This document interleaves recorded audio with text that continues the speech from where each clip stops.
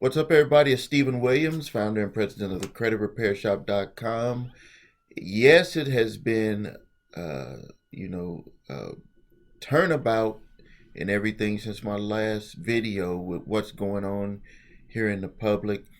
I want to let you know if this video could potentially be taken down because every YouTube creator got a message yesterday from YouTube stating that they're going to use a computer algorithm rather than humans to review videos, and that, if the algorithm determines that this is something that maybe they don't want to have on the platform, it's going to take the video down. So please pay attention to this video because I've been doing the research. I'm all about positive thinking. I'm all about giving you options, giving you ways to work your way out of situations. And this actually, it just seems like sometimes things just work like in full circle. What I'm going to share with you today is in a sense actually what my wife and I did to get out of debt in the 1990s. The strategy, and I've talked about it before, but the thing about it is that now the strategy can be used to give you relief of your debt due to what's going on right now. Um, I've been doing my research and looking at the different lenders, looking at the different companies, credit card companies. I'm looking at my notes here. Credit card companies, auto loans, mortgages, uh, landlords that we got. Let me silence my phone a little, and I'll tell you what I'm doing for all of my businesses right now for the employees. Um, Rentals, payday loans, student loans, medical bills. I'm still compiling the entire list because there's going to be what I consider a massive payment deferral, payment relief program. And the problem that I see with it is that the information isn't being put out there to people. People don't know that this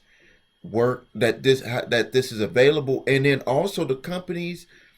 I don't think they do it on purpose. I think it's just because they're thinking that everyone is on the same level. Is that they don't explain it to everyone the way that it should be explained. They don't uh, tell people how to apply for these programs. They don't tell people exactly what they need to do to get payment deferrals, to get payment relief. So we're going to be actually offering a service for that because uh, if you do this right, it would allow you to keep the funds that you have available to you now, or payments that you're going to need to be making in the future, to delay those legally. And now what I've even researched is that most of the companies are going to do it at 0%. In the past, like when I did my payment deferrals, you were still going to get the interest, but they were going to delay the payment and they were going to put it on the back. This here, from what I've been researching, and I'm going to be doing more research, is that they're actually going to do a 0%. Some of the auto dealers are allowing you to do the normal 3-month deferral. If you lose your job, 6-month deferral, 0%.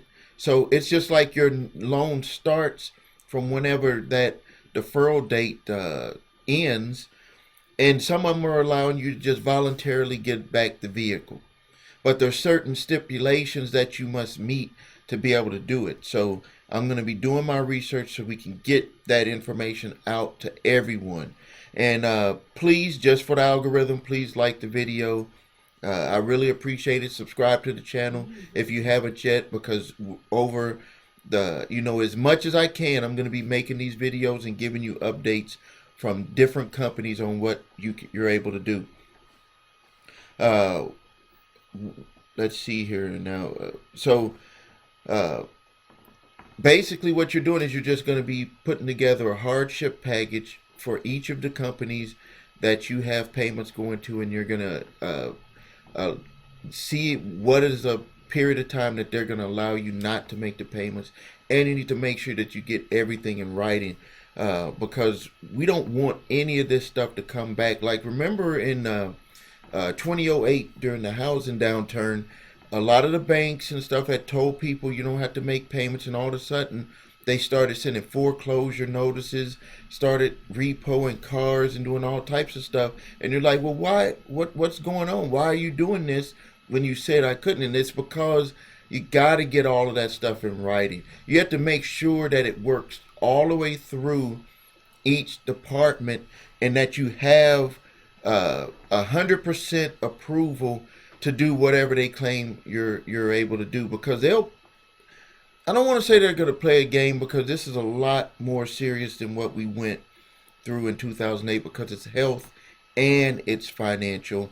But to cover all the bases, I would just prefer that if you get any payment deferments, you get everything in writing, and you make sure that it made it all the way through all of the channels for the approval, and then you don't make the payment, because you don't want to, if to lose your house or something. If it's about a car or something, you can always go get another car. But keeping your roof over your head, being able to pay your expenses, that's like priority number one on it. So I'm going to be doing more research, and I'm going to be finding out all of the different assistance programs. I'll be posting them here, posting them on my website, so everyone could just make the contacts if you need it, or if you need our company to make the contacts, we can do that for you. For you that care, I'm in good health. I hope you're in good health. Uh, been drinking lots of water. I had noticed yesterday that I was not drinking as much water as I should. I was drinking a little bit too much coffee. So I put the coffee down, got water, make sure I drank it throughout the day. I had just on the way here to the office, I had stopped by and grocery store that's close to the office, because I wanted to restock water here. They were 100% out. So after I finish making this video, I'm going to go to another location to get water. Um, uh, you know, some of my employees, what I'm doing for them, for one company, the store that we have, it's for my daughter's store, my Animix. Uh, that one there, it's only open Friday, Saturday, Sunday. We've done like a total contingency on when people come in. If someone is sick, we ask them to leave. I'm not actually there, but this is what they're having employees do. And when we do come in, we keep a distance, which is usually my wife and I'll go there late Saturday, or sometimes on Sunday. This just depends on if my daughter and her husband are working. Um, but we're keeping distances. There's wiping down, the hand sanitizers, the sprays, everything to to be safe with that. But we are planning on probably doing a full drawback. We'll make a decision on that by this Friday, where only employees that want to work will go in there, and then we'll see how business goes, and if it just doesn't move forward. But we had a pretty big week last weekend, but if it doesn't continue, then we would just shut that down. Um, for my advertising company, I just put out a notice to the sales reps to have them stay home and contact all of the different advertisers that are advertising in our magazine, to do all of the changes, get their changes, forward their changes here to the office, and then make arrangements for payments if they could do the payments online, or if they want us to stop by, that we kind of have like targeted, so it could be the least amount of contact, where you don't go there and have to come back, because some of the times that's what happens if the owner gets busy. We're trying to figure out how we can start changing that around. And with talking with my wife, we saw some opportunities in that also to use this to actually do a training that I've kind of been putting off because my sales reps have been so used to doing things for years one way that maybe now is the time to get them trained to do a lot of stuff virtual. I have a couple of employees that actually work virtually. One works from Florida, one works from Tennessee. They both used to live here in our city, but they decided to move, and we just said, okay, well, let's try it.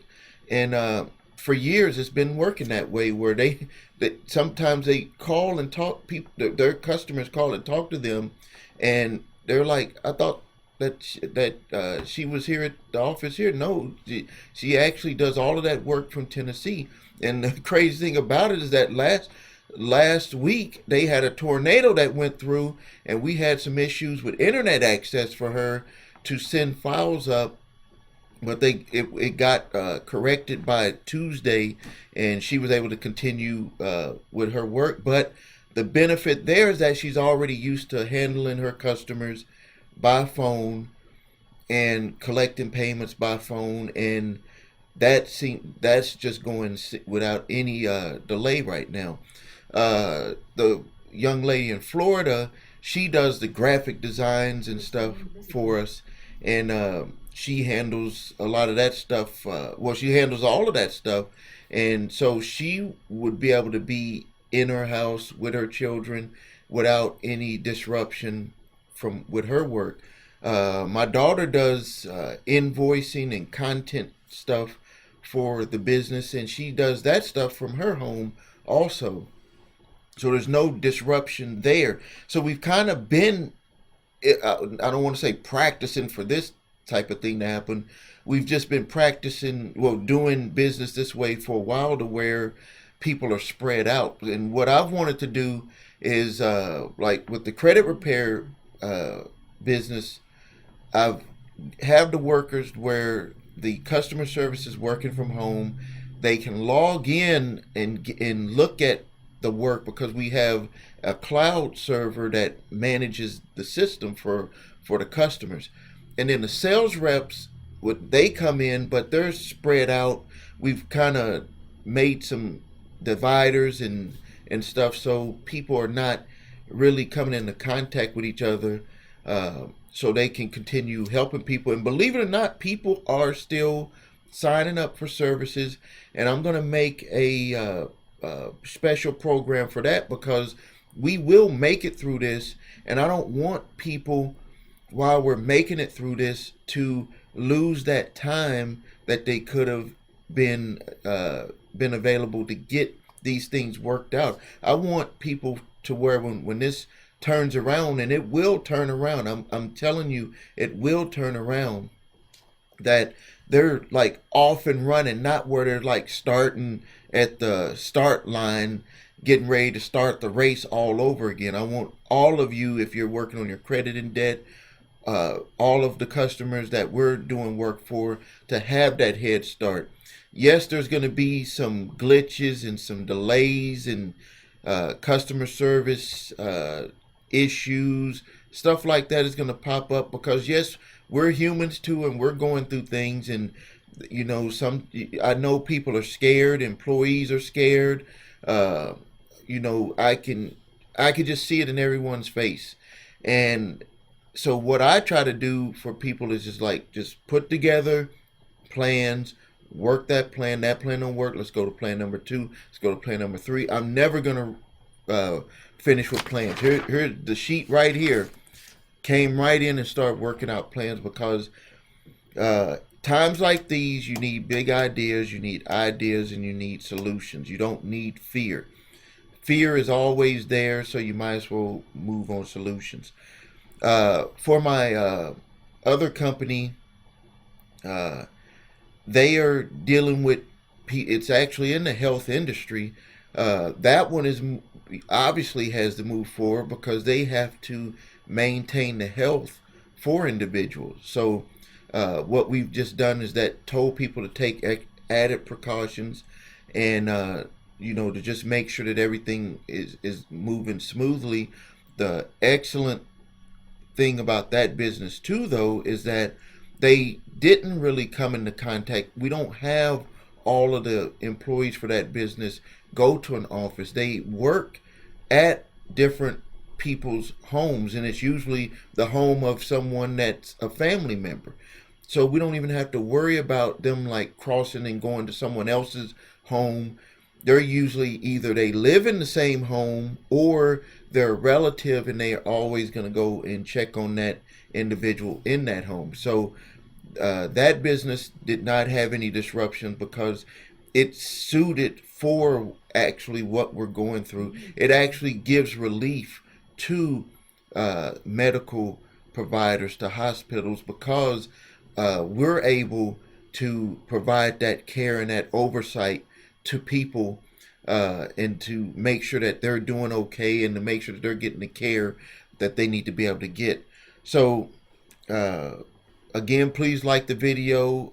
Please post your comments, because I know that a lot of you may have fears. A lot of you may be wondering what's around the corner. Uh, I was talking to one of my employees yesterday, and he's a young man, and when 2000 when 9/11 hit, he was only 19 years old. He was 19 years old, and I was telling him, the things that I've went through as an adult, and things that I went through as a kid that I didn't even realize what was going on. There's a lot of stuff that people don't even know what have a fear of, and it's mainly because they're not aware of it. And I asked him what was his feelings when 9/11 hit, and he said, well, it didn't really affect his life. And I said, well, for my company at that time, my wife and we still had our advertising company, and we also we were in the horse business, Arabian horse breeding business, and it shut that business down. For the publication business, it shut it down for 1 week. Like, for 1 week, it was the business was just down. It just like just crashed, but it came back up the following weeks. Like, it just started coming back up. But the horse business, Arabian horse breeding business, never recovered. Never recovered. Put it this way: 3 years later, we got out of the business. We sold all of the horses that we had. Kept three. Yeah, we kept 3 horses. We kept 5 horses, but one of them was a stallion. My wife, she did not want to sell that one. She would only give it to a farm that was going to guarantee the care of him. So, and that was Shaitan, uh, her first stallion that she bought. She gave that one to a farm. That horse is doing great. They give her updates. She wouldn't care how much money someone offered us. She was not going to sell them. It was more about the care. And then we kept 3 or 4 that we kept, and she said she would never sell those. We would just take care of them until they died. Yeah, we kept 3, and it was her first one that I bought for her, when we first got into the business in '95, and then that was it was Minx. Sugar was the one that I bought for her. That was her first horse that we bought, and then Minx, and then Zana. And Zana is the baby of Sugar, which was our kids' horse that they kept. And uh, Sugar died probably 3 years ago. Minx died a year ago or 2 years ago. It might have been longer. only one we have from that group is no, and we gave to a nut to a uh uh the name, it was me, Zana. We gave Zana to kids, a lady that take that for kids in the inner city or under youth that they try to keep out of trouble. We donated her to them because they had just lost a horse, so we donated Zana to them, and she is, get we get reports on her that she's doing good. But so the kids ride her, brush her, gets a lot of attention. My wife and daughter did buy another horse about 4 or 5 years ago, also that they ride. My daughter, she loves riding, and she was doing the shows before she had her children. And but we just actually paying. That one is just living the life, staying in the barn. We were out there just the other day when it was very warm. Was out there, and the children were out there, and they were brushing. I was letting my grandson look at the horses and put straw between the gate to feed the horse of straw. Um, but that in 2001, the Arabian horse business never recovered. It still has not recovered. It's there, but it did not recover. So many people that we know had lost their farms, lost their business. We got out at the right time. Our business wasn't set up the same as everyone else. So we were able to exit the business, and then we ended up moving back to the city, got off the farm, which I do miss the farm, because if we were on the farm now, I would definitely go out back and do some fishing, even during the winter time. Right now, there was a nice sized pond in the back of our farm. But I was telling them that there's been things that happen, and that is that most of the time right now, the reason why you have a lot of worries is that you're aware of things, you see things different, you're an adult, you have things to lose. uh, it's the fear level increases, the anxiety level increases. If it's not fear, it could be just anxiety. So what I tell people to do is, you gotta be an idea person. You have to always be in solution mode. If you watch my videos, you know that I'm always in solution mode. Let's be about solutions. Even if that solution may not work, you just make another solution, and you make another solution. What are they trying to do right now for the virus? They're testing this. If that doesn't work, they're going to test this. That doesn't work, they're going to test that. And eventually you get to having a solution, and that's what you have to do. And so, solution number one, what I want all of you to do is start writing down every bill that you have to pay. I don't care how small it is. I don't care if you think that it's uh, not substantial, because you're going to need to prepare to have funds available to take care of the necessities. Even with your electric bill. And I'm writing my notes here because what I want to do is I want to put together some type of package for you to be able to look at, so you can see the options that each of these departments that you either pay household necessities to, or payments to credit card companies or auto loans or mortgages, or to your landlord, all of these types of things that you pay, to see what type of relief programs they're going to have. And it is mandated that they offer some type of relief program. I saw where the internet companies are offering, the cell phone companies. So it is up. It is these are available, and I want to make you aware of them. And I'm going to be doing more research and more videos to make you aware of them, so you can either make the calls, or you can get with us, and we can make the calls and put the package together the right way, so there's nothing that they come back with you at on the end when all of this is done and over with, where they say, well, you have to pay all of these payments back to go whole. No, it should just be from whatever the date that they have, the proposed date, moving forward from that date. And if things are not better by that date, there needs to be a possibility of having a renewal date of where you can say, I need to extend it further because of the emergency situation that's going on with our nation. So I'm going to end the video here. This is Stephen Williams, founder and president of the CreditRepairShop.com.